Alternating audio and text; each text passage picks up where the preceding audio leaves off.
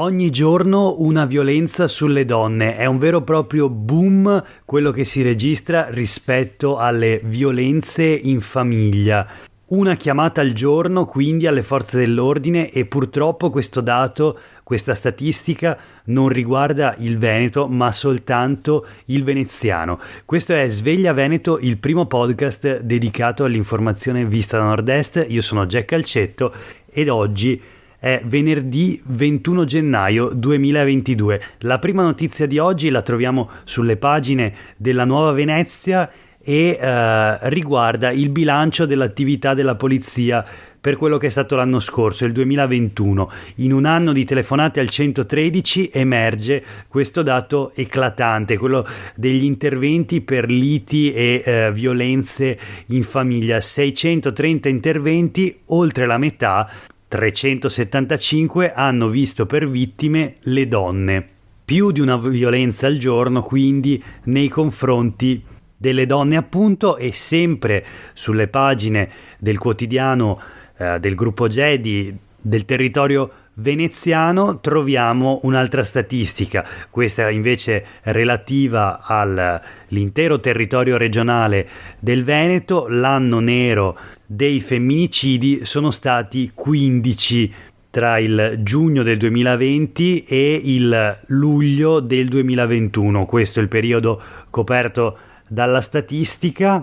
A questi si aggiungono altri 10 tentati femminicidi. Sono i dati che appunto emergono scorrendo i dati sull'andamento dei reati nel Veneto. È da segnalare appunto la crescita, l'aumento di quelle che sono le violenze che avvengono in famiglia.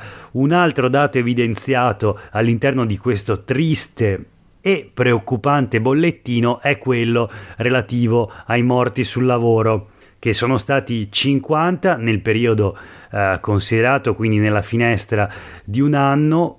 Ma accanto a questi 50 infortuni mortali, ricordo sempre che la statistica di statistiche su quelli che sono gli infortuni mortali sul luogo di lavoro varia, ce ne sono diverse, esistono quelle dell'INAIL, ma esistono altre tipologie di conteggi in base a cosa è definito infortunio sul luogo di lavoro. Non è così semplice, ma insomma in questa statistica che troviamo oggi sulla Nuova Venezia si evidenzia come accanto ai 50 morti sul lavoro ci sono 521 feriti molto gravi, e questo su un totale complessivo invece degli infortuni sul luogo del lavoro che sul territorio regionale nell'arco di un anno tocca cifre che sono sull'ordine delle decine di migliaia di infortuni, con una media di centinaia di infortuni ogni giorno.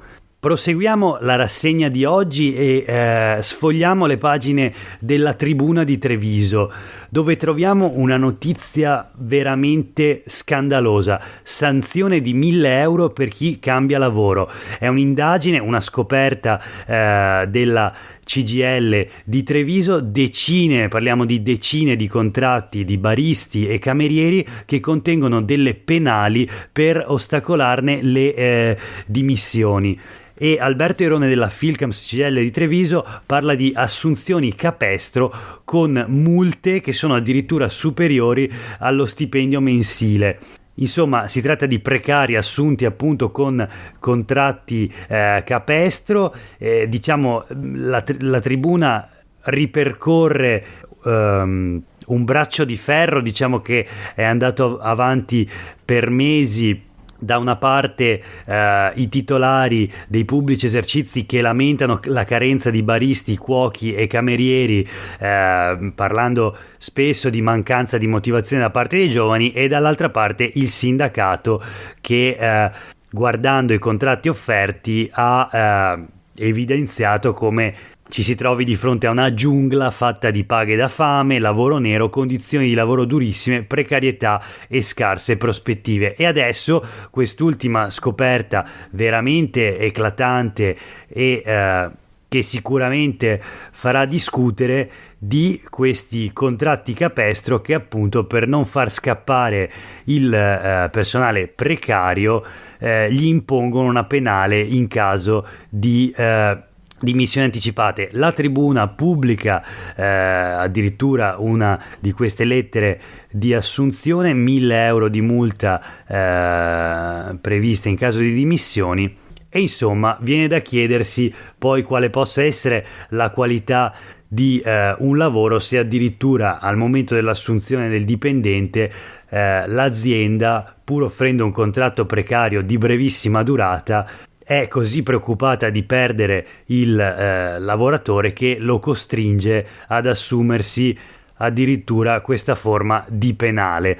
Proseguiamo con un'altra notizia, parliamo adesso dell'emergenza coronavirus, della pandemia e di scuola. La regione, con una nota inviata ai dirigenti dell'ufficio scolastico, o meglio ai dirigenti scolastici, la regione alleggerisce il SISP, quindi il Dipartimento di Sicurezza e Igiene, ma triplica il lavoro delle scuole.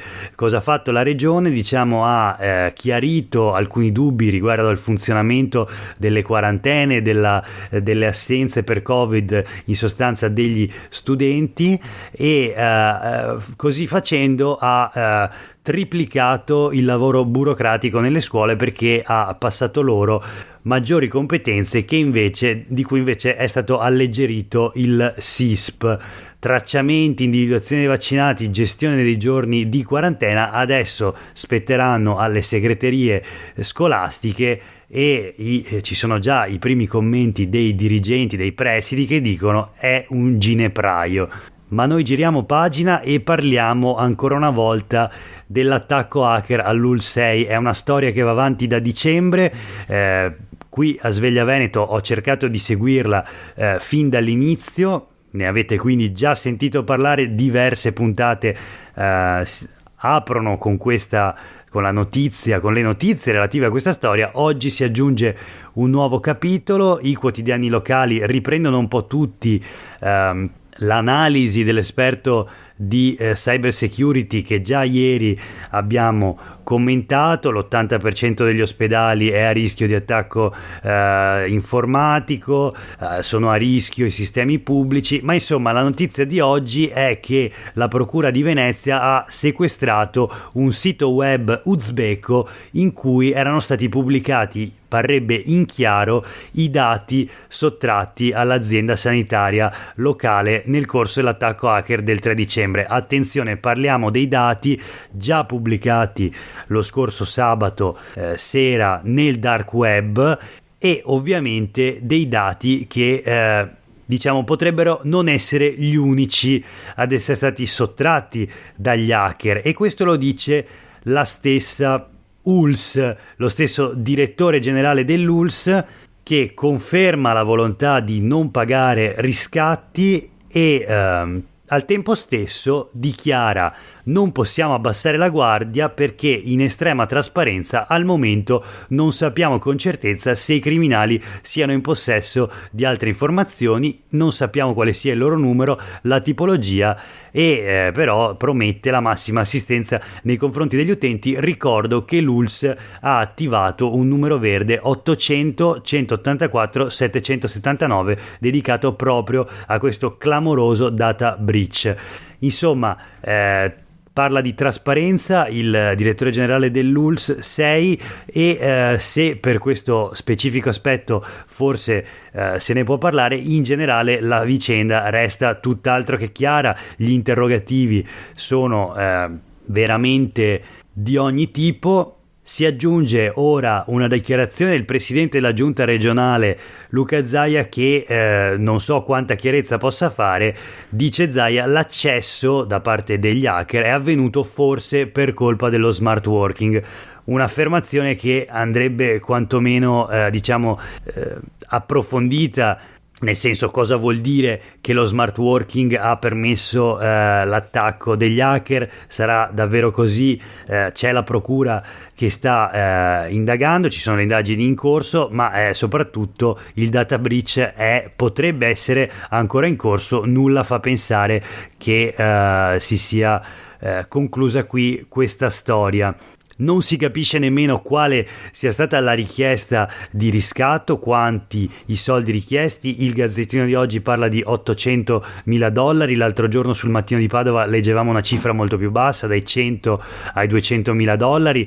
Sappiamo però che gli informatici dell'ULSS Euganea sono al lavoro ormai da un mese per riparare il sistema di sicurezza e adesso pare anche per contattare finalmente gli utenti coinvolti. Vedremo come proseguirà questa vicenda, che resta comunque molto poco chiara, ed è sicuramente da rilevare il rischio adombrato sempre dal presidente della giunta regionale che eventuali ulteriori attacchi hacker possano mandare in tilt addirittura i dispositivi di cura, perché, dice Zaia, noi abbiamo il digitale dappertutto. Ecco, sarebbe interessante capire cosa verrà fatto e cosa è già stato fatto per evitare che questi rischi si concretizzino e perché avvengano questo tipo di disastri.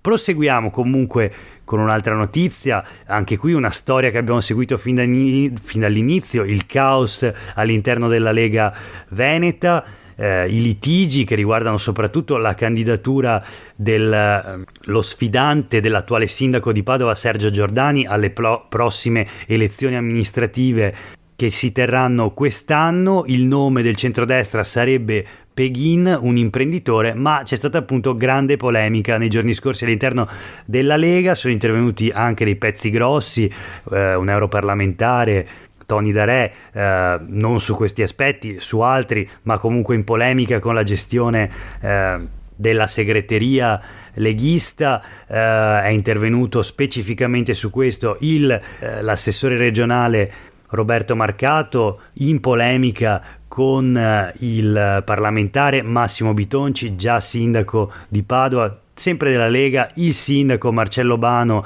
neo sindaco leghista di Noventa Padovana, tutti in litigio. Il coordinatore regionale ha provato a fare chiarezza, a sciogliere i vari nodi, a mettere in pace gli animi, non c'è riuscito. Insomma, oggi interviene direttamente Salvini da Roma. Dovrebbe essere impegnato, e lo è sicuramente, con l'elezione del Presidente della Repubblica, ma ha trovato il tempo per una telefonata, per una videoconferenza con il coordinatore regionale della Lega, il segretario provinciale di Padova e appunto Massimo Bitonci e l'assessore regionale Roberto Marcato. Quindi tregua armata nella Lega, titola il Corriere del Veneto, e sul Mattino leggiamo il diktat di Salvini per blindare Peghin, basta litigare, prendiamo Padova. E vedremo insomma come andranno queste elezioni amministrative padovane e se davvero sono finiti i litigi in casa Lega e ancora se davvero il candidato alla fin fine sarà questo imprenditore Peghin.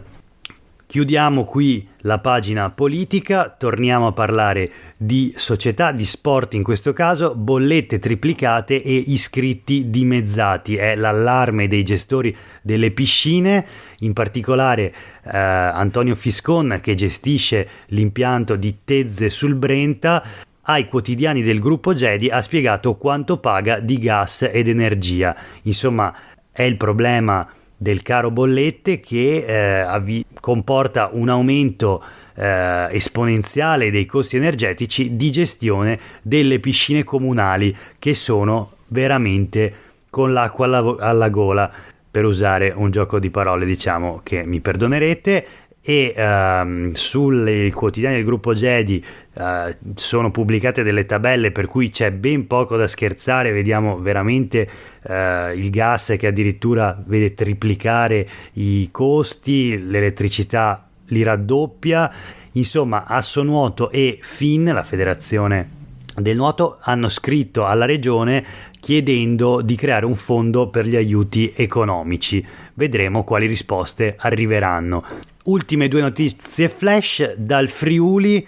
il confine orientale dove passa la cosiddetta rotta balcanica, il confine con la Slovenia. Ebbene, la regione ha acquistato 65 fototrappole, così si chiamano, questo è il titolo sul Gazzettino di oggi, quindi trappole fotografiche per catturare i migranti, le persone che attraverso la rotta balcanica cercano di raggiungere il nostro paese o transitarci in un viaggio pericoloso, lungo e faticoso, in cui muoiono e sono morte diverse persone finora. Ebbene, la regione Friuli Venezia Giulia vuole costruire un muro tecnologico, così lo definisce, e ha acquistato appunto queste 65 videocamere fototrappole che ha consegnato alla polizia di frontiera per utilizzarle contro i clandestini.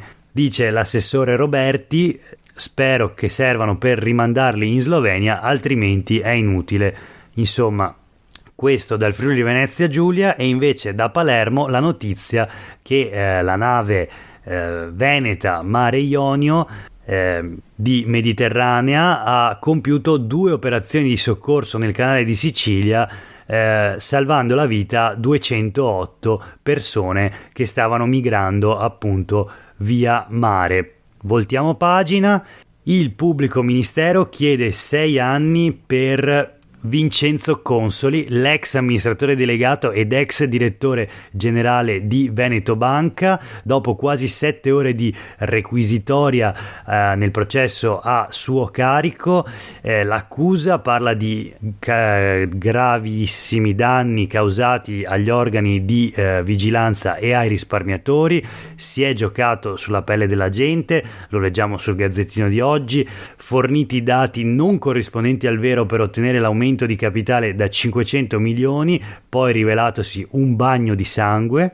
E ancora sul Corriere del Veneto di oggi, appunto, la richiesta da parte dell'accusa di 6 anni, secondo il PM, appunto lo storico amministratore delegato, il dominus cosiddetto di Veneto Banca, protagonista quindi del crack di una delle 2 popolari venete, ebbene, secondo l'accusa non merita le attenuanti. Vedremo come proseguirà questo processo. Nel frattempo è previsto per il 22 aprile nell'aula bunker di Mestre il processo d'appello invece per l'altro crack, quello della Banca Popolare di Vicenza.